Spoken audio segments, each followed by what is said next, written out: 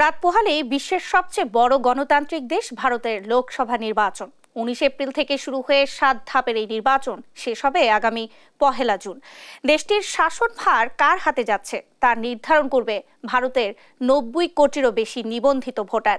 লোকসভা নির্বাচনের সবশেষ খবর নিয়ে আলোচনায় এই মুহূর্তে স্টুডিওতে সরাসরি যুক্ত হচ্ছেন আন্তর্জাতিক ডেস্কের প্রধান সহকর্মী অন্নয় কর্মকার। অন্নয়, আপনাকে দেশ টিভি স্টুডিওতে স্বাগত জানাচ্ছি। দর্শক, অন্যয়, আপনি তো অনেকগুলো লোকসভা নির্বাচনে কভার করেছেন।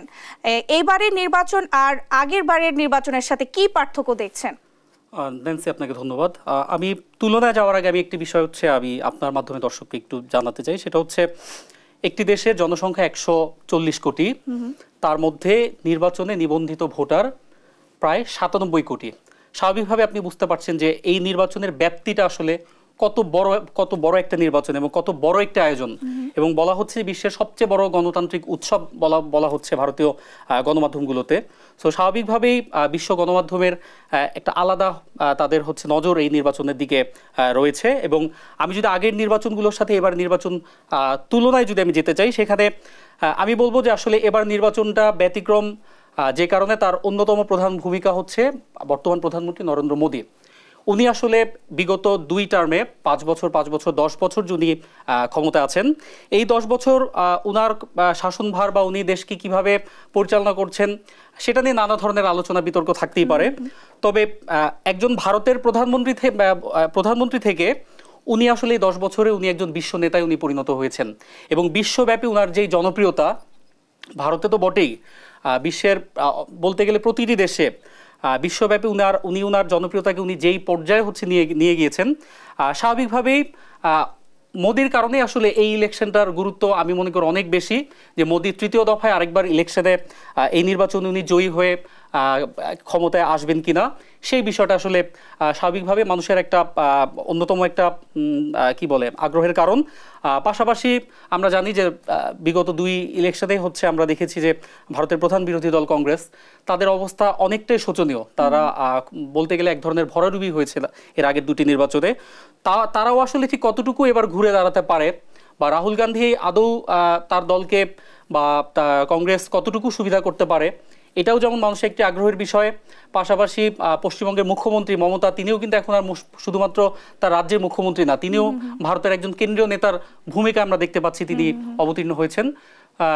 মূলত এই কারণগুলোতে আসলে বিশ্ব গণমাধ্যমের দৃষ্টি বলেন বা সাধারণ মানুষ বলেন, ভারতের নির্বাচনটা এই কারণে এবার সবার আগ্রহটা একটু বেশি। পশ্চিমবঙ্গের আসনগুলোতে নির্বাচনী ফলাফল কি হতে পারে?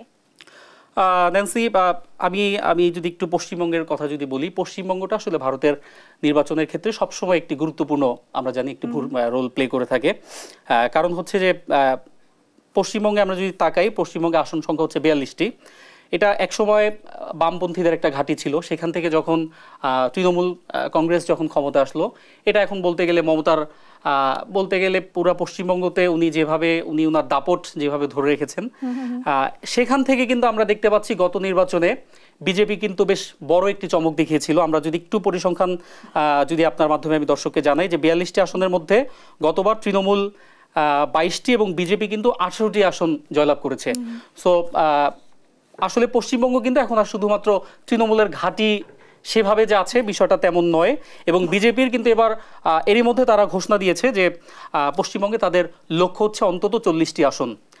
তার মানে হচ্ছে বিজেপি এক ধরনের বার্তা দিয়েই রেখেছে যে তাদের অন্যতম টার্গেট হচ্ছে এই রাজ্যটা দখল করা, মানে ভোটের মাধ্যমে। এবং তারা কতটুকু সফল হবে সেটা হয়তো আমরা দেখতে পাবো। তবে অন্যদিকে মমতার জনপ্রিয়তাও নেহাত কম নয়, এটা আমরা সবাই জানি।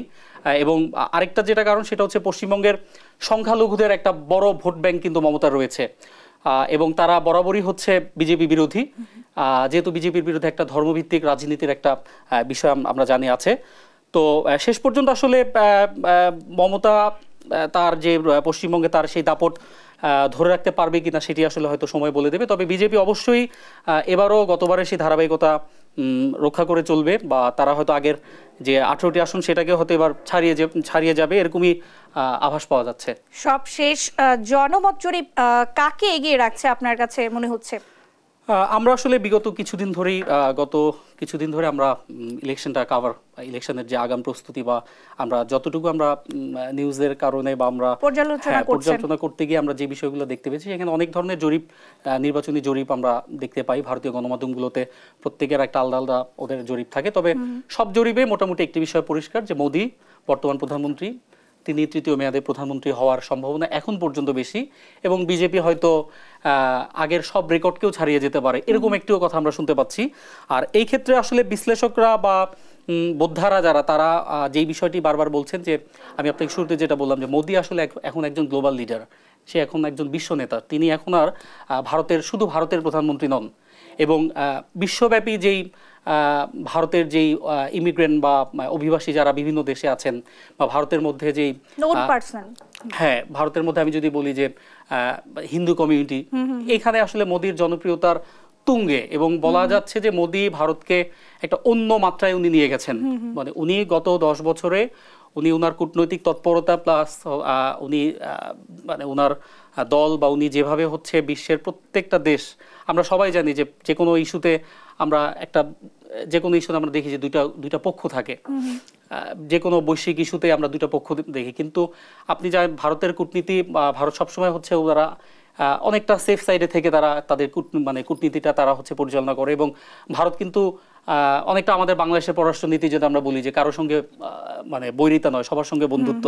আমরা দেখতে পাচ্ছি যে ভারতের পররাষ্ট্রনীতি মোদিও কিন্তু ভারতকে সেই পর্যায়ে নিয়ে গেছেন। ভারতের প্রধানমন্ত্রীর সাথে আমি যদি বলি মার্কিন প্রেসিডেন্ট, ওদিকে যদি চীনা প্রেসিডেন্ট, আবার ওদিকে যদি রুশ প্রেসিডেন্ট পুতিন, সবার সাথেই কিন্তু উনার সম্পর্ক ভালো, এবং যার কারণে উনার জনপ্রিয়তার দিক থেকে উনি নিঃসন্দেহে আগের 10 বছরের চেয়ে এখন তার জনপ্রিয়তা অনেক বেশি।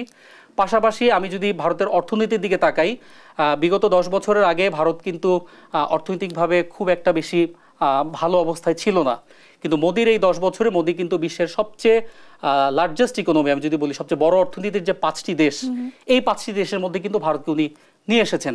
এবং উনি এর মধ্যে ঘোষণা দিয়েছেন যে আগামী নির্বাচনে বা এই নির্বাচনে যদি উনি জয়ী হতে পারেন, ওনার পরবর্তী লক্ষ্য থাকবে ভারতকে বিশ্বের তৃতীয় বৃহত্তম অর্থনীতির দেশের মধ্যে নিয়ে যাওয়া। তো স্বাভাবিকভাবেই এসব কারণে আসলে বিশ্লেষকরা বা বিভিন্ন জরিপে মানুষ মোদিকে এগিয়ে রাখছেন, বা বাকিটা হয়তো আমরা 1.5 মাস পর আগামী 4 জুন সেদিন হয়তো আমরা জানতে পারবো যে আসলে কার পাল্লা কোন দিকে ভারী। অডয়, আপনাকে অসংখ্য ধন্যবাদ আমাদের সঙ্গে যুক্ত হওয়ার জন্য।